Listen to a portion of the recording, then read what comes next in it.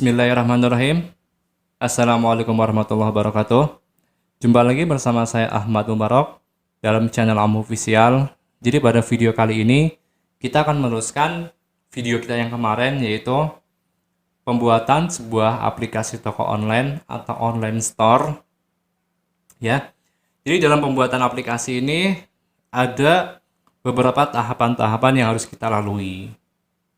Mulai dari tahapan perancangan sistem, maupun perancangan database, dan perancangan antarmuka.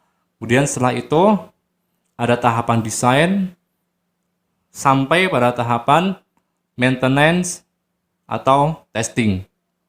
Oke, jadi bagi rekan-rekan yang belum menonton video saya sebelumnya, jadi biar paham ya alurnya, silakan putar saja pada video sebelumnya di channel ini tentunya. Oke, oh iya, kenapa saya membuat aplikasi ini dari awal? Karena banyak rekan-rekan kita yang belum tahu atau yang masih pemula, yang ingin tahu bagaimana sih pembuatan sistem dari awal sampai akhir, dari mulai perancangan sampai tahapan maintenance. Nah, marilah kita belajar bersama, baik yang pemula maupun yang sudah pro. Nah, bagi yang sudah pro, silakan kasih masukan atau komentar bagi kita, sehingga kita bisa membuat sebuah sistem yang lebih maksimal tentunya. Oke, langsung saja kita simak video berikut. Cus. Oke, kita lanjut ya. Jadi pada video kali ini saya akan menjelaskan dua fase atau dua langkah dalam pengembangan sebuah online store. Nah, yang pertama yaitu flow design. Jadi bagaimana kita mendesain sebuah flow atau flow dalam sebuah online store secara umum. Kemudian yang kedua yaitu desain database. Jadi bagaimana database yang kita gunakan untuk sebuah online store. Nah, untuk step-step selanjutnya atau fase selanjutnya akan kita jelaskan di video selanjutnya tentunya. Oke, jadi untuk flow, nah ini saya sudah mengambil contoh atau sudah membuat sebuah flow untuk admin toko online yang akan kita buat. Nah, di sini sesuai dengan toko online pada umumnya, yang pertama tentu dengan mengakses sebuah alamat webnya. Dimulai dengan mengakses sebuah alamat web, kemudian si admin tersebut masuk ke halaman login. Oke, karena admin sudah memiliki username dan password, maka di sini admin tersebut mengisi username dan password di halaman login tersebut. Nah, kemudian di sini ada pertanyaan, benar atau salah.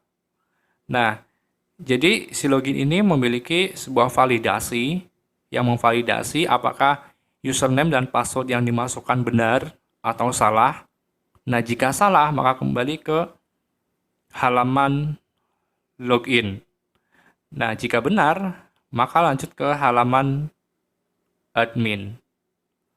Nah, di halaman admin ini, kemudian si admin tersebut mengelola produk yang dia kelola.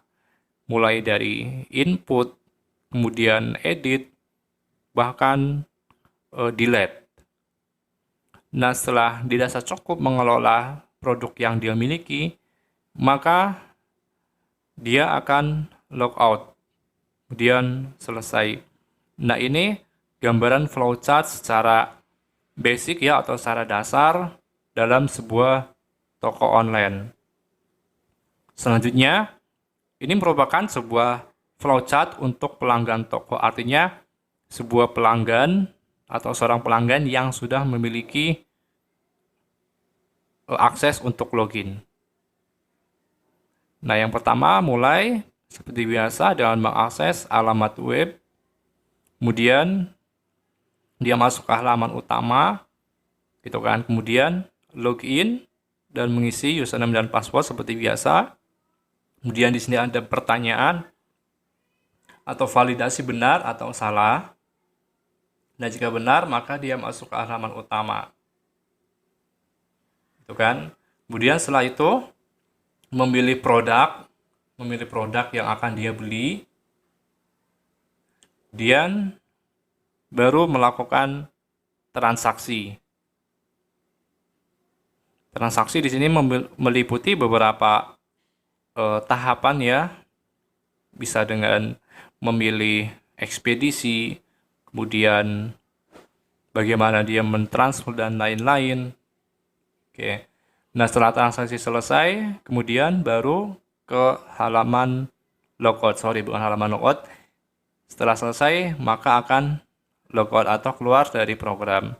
Kemudian selesai. Nah, setelah itu di sini ada flowchart untuk pengunjung tapi bukan pelanggan. Artinya bukan baru ya. Pengunjung yang tidak memiliki akses untuk login atau pelanggan yang tidak tetap atau bukan pelanggan, sorry. Pengunjung tidak tetap. Nah, di sini seperti biasa mengakses halaman webnya, kemudian masuk ke halaman utama. Di halaman utama, kemudian dia memilih sebuah produk.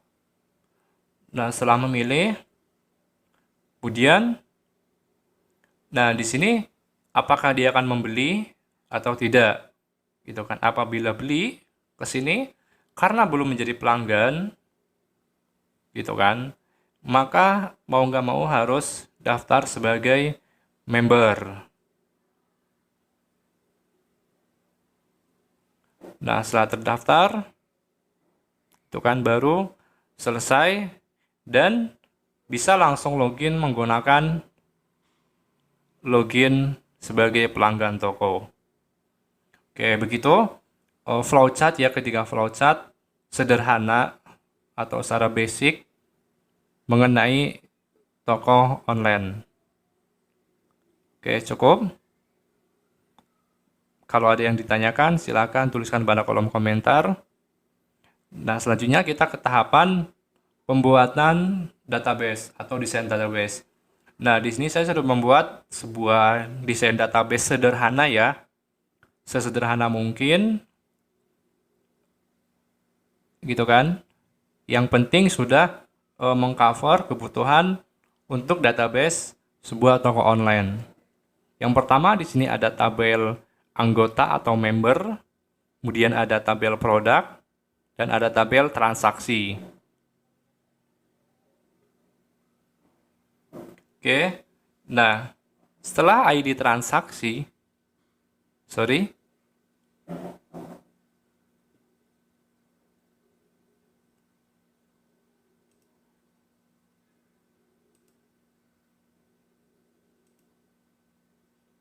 Oke.